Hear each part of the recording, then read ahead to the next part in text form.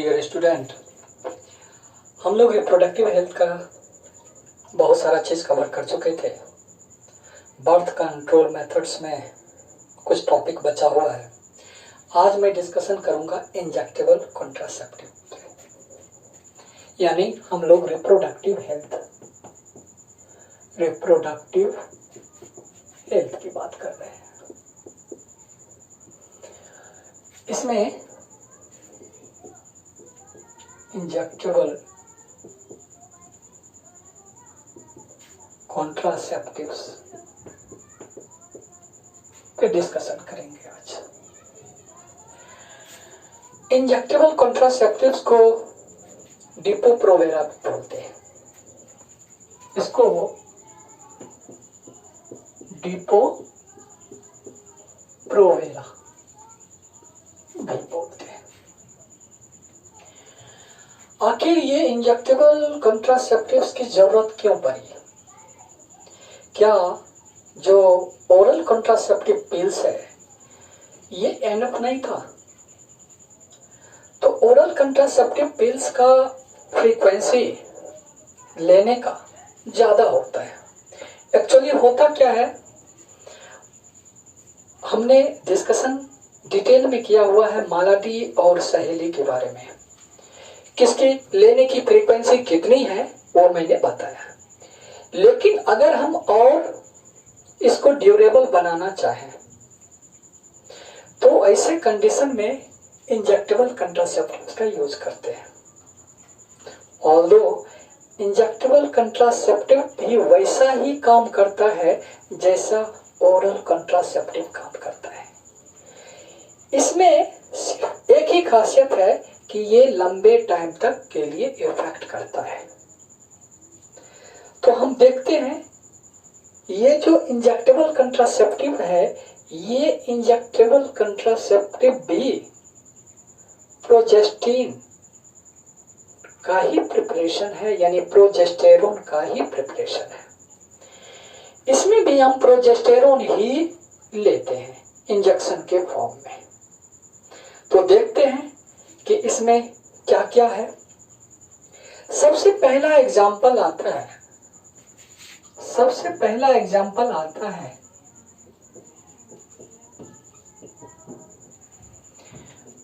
DMPA। मतलब क्या हुआ? Depot medroxyprogesterone acetate. Depot medroxyprogesterone acetate. ये जो है इसका इफेक्ट 3 मंथ्स के लिए होता है। 3 मंथ्स के लिए होता है। मैं लिख ही देता हूं इसको, डिपोट मेड्रॉक्सी प्रोजेस्टेरोन एसीटेट, और ये इफेक्टिव होता है 3 मंथ्स के लिए। और ये इसका जो एक्शन है, अगर हम एक्शन की बात करते हैं तो ये एक्शन वैसा ही करता है जैसा कि प्रोजेस्टेरोन हम ओरल कॉन्ट्रासेप्टिव में लिया करते थे। उसी तरीके का एक्शन यहां भी होगा, सेम एज ओरल कॉन्ट्रासेप्टिव्स। लेकिन डिफरेंस यही है कि इसका इफेक्ट 3 मंथ तक के लिए रहेगा। और मजे की बात यह है कि इसका फेल्योर रेट बहुत कम है। अगर आप इसको लेते हैं तो इसका फेल्योर रेट 0.3% है। इसका मतलब ये हुआ कि 333 इतनी उम्र में एक इंजेक्शन लेने के बावजूद भी प्रेगनेंसी का कंडीशन शो कर सकती है। तो फेल्योर रेट कम है। हम इसके डिटेल में जाते हैं। सिर्फ इतना से सेटिस्फैक्शन नहीं मिलेगा। हम ये देखते हैं, ये समझते हैं कि आखिर ये डिटेल में इसका एडवांटेज क्या है, डिसएडवांटेज क्या है, इसको भी हम समझेंगे और उसके बाद इसका डोज कितना लेंगे ये भी समझेंगे। तो इसका जो डोज होता है 150 mg पर 3 मंथ्स के लिए, पर 3 मंथ्स पे लेते हैं। और कब लेना चाहिए? ये जब मेंस्ट्रुएशन स्टार्ट हुआ, स्टार्ट होने के 7 डेज के बाद इसको लिया जाता है। मैंने बताया just after 7 days of starting the menstruation cycle, क्योंकि उसके बाद मेंस्ट्रुएशन खत्म नहीं हो जाएगा और उसके बाद हम इसका इंजेक्शन लेते हैं। और अगर हम इसके एडवांटेज की बात समझते हैं तो सबसे बड़ा एडवांटेज ये है कि बहुत इफेक्टिव है, बहुत इफेक्टिव है, रिवर्सिबल है और suitable for the mother who is breast feeding woman. ठीक है, उसके लिए भी ये सुटेबल है। और क्या सुटेबल है इसके लिए कि बेस्ट चॉइस उसके लिए ये माना जाता है जिसको गैस्ट्राइटिस है, जिसको अल्सर का डिजीज है, उसके लिए ये बेस्ट चॉइस माना जाता है। और ये एक और भी इसका एडवांटेज है कि ये एक्टोपिक प्रेगनेंसी को प्रोटेक्ट भी करता है। तो मैंने ये बताया कि इसका एडवांटेज क्या है। एडवांटेज है तो निश्चित रूप से कुछ न कुछ डिसएडवांटेज भी होगा। डिसएडवांटेज में ये है कि जब कोई इसका यूज रेगुलर बेसिस पे करती है तो हो सकता है कि उसका एपेटाइट इंक्रीज हो जाए और एपेटाइट इंक्रीज होने की वजह से वेट गेन भी हो सकता है। और दूसरा सबसे बड़ा जो डिसएडवांटेज है वो है सेक्सुअल डिजायर का लॉस होना। सेक्सुअल डिजायर, सेक्सुअल ड्राइव कम होने लगता है, ये इसकी बड़ी खामी है। उसके बाद अगर कोई मदर बाद में कंसेप्शन करना चाहे इसके यूज के बाद, तो ये फर्टिलिटी रिटर्न करने में बहुत डिले हो जाता है, फर्टिलिटी रिटर्न करने में डिले कर देता है। और एक और भी बात है कि ये मेंस्ट्रुएशन साइकिल को भी डिस्टर्ब कर सकता है, ब्लीडिंग ज्यादा भी हो जाता है। इसलिए एडवांटेज और डिसएडवांटेज सबको हमें ध्यान में रखना चाहिए। एक और भी डिसएडवांटेज है कि ये एसटीडीज के लिए कोई भी प्रोटेक्शन नहीं करता। तो आपको समझ में आ गया होगा कि ये जो डिपोट मेट्रॉक्सीप्रोजेस्टेरोन एसीटेट है ये क्या है और इसका डोज कितना है और कब लेना चाहिए।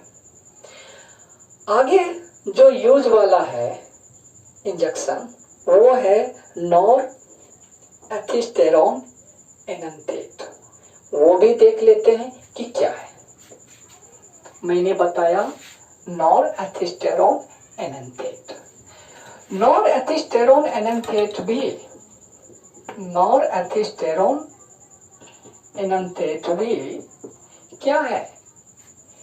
ये भी लगभग वैसा ही काम करता है जैसा कि आपने देखा पहले DMPA, लगभग उसी तरीके से काम करता है। और ये भी आर्टिफिशियल प्रोजेस्टेरोन ही है, प्रोजेस्टिन के फॉर्म में लिया जाता है। और इसका भी मैकेनिज्म हो या एडवांटेज हो या डिसएडवांटेज हो, सिमिलर होता है। किससे?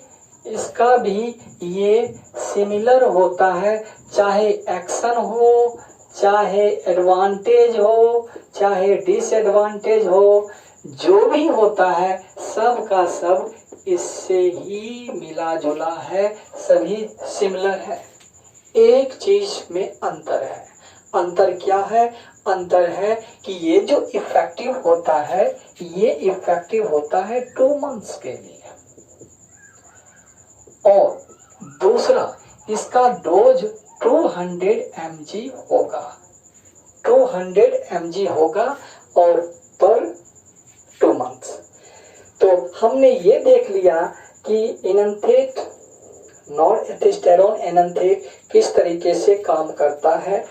और हम आगे देखते हैं, एक होता है कंबाइंड इंजेक्टेबल कंट्रासेप्टिव्स, इसके बारे में भी समझ लेते हैं कि कंबाइंड इंजेक्टेबल कंट्रासेप्टिव्स, आपको नाम से स्पष्ट पता चल रहा होगा कि कंबाइंड का मतलब क्या हुआ।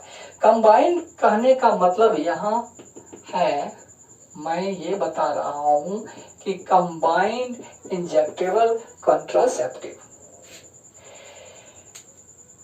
कंबाइंड कहने का मतलब ये हुआ कि अभी तक हमने देखा था दो, वो सिर्फ प्रोजेस्टिन ही रहता था उसमें, ओनली और ओनली प्रोजेस्टिन। इसमें हम कंबाइंड कर रहे हैं, इसका मतलब ये हुआ कि प्रोजेस्टिन के साथ साथ एस्ट्रोजन भी हम लेंगे, प्रोजेस्टिन के साथ एस्ट्रोजन भी लेंगे। तो प्रोजेस्टिन आर्टिफिशियल हुआ और जो एस्ट्रोजन है वो आर्टिफिशियल में एस्ट्राडायोल है, उस दोनों को कंबाइंड करके इसमें लेते हैं। देखते हैं कि इसका एग्जाम्पल क्या क्या है। एक है साइक्लोफेम, मैंने बताया एक है साइक्लोफेम। इस साइक्लोफेम के बारे में अगर आप समझते हैं और अगर आप जानना चाहें तो इस साइक्लोफेम में 25 mg DMPA होता है और 5 mg एस्ट्राडायोल होता है।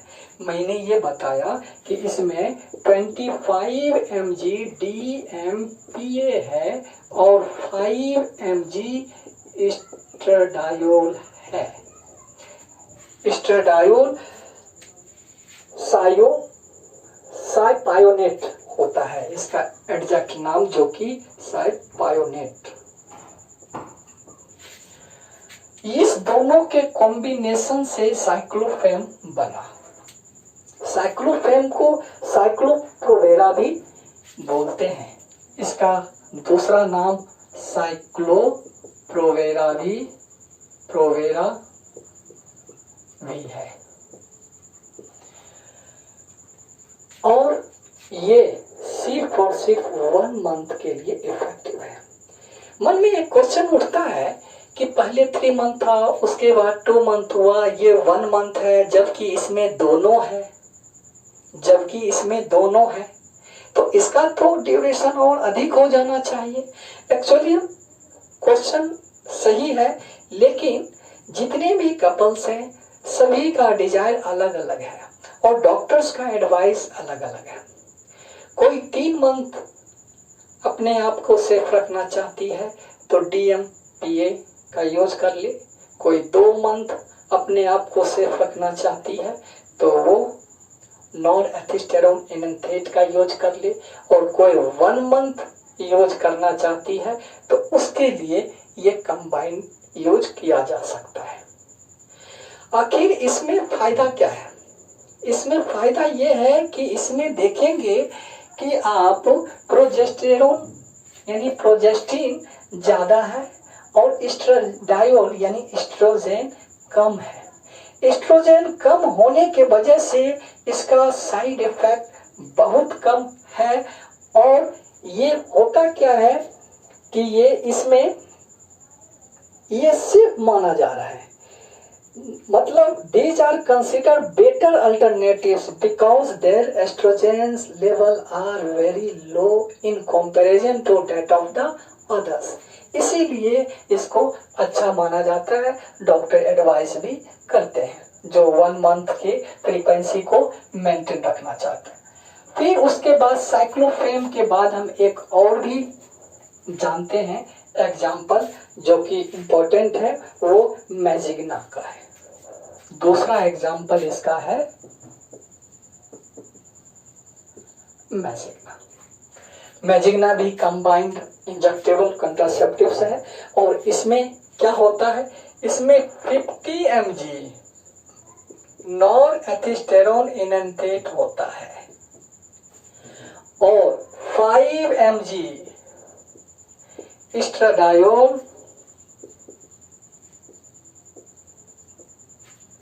एस्ट्राडायोल वैलेरेट होता है।